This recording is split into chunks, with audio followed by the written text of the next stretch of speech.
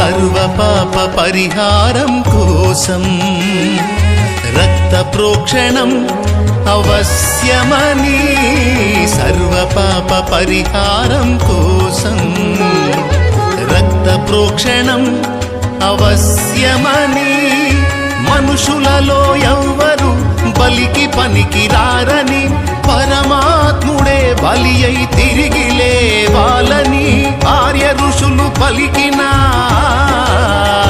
వేద సత్యం యేసులోనే నెరవేరెనుగా.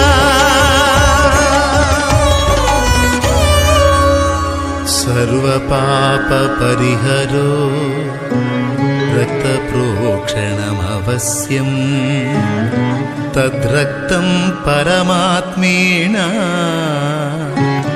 పుణ్యదాన బలియా.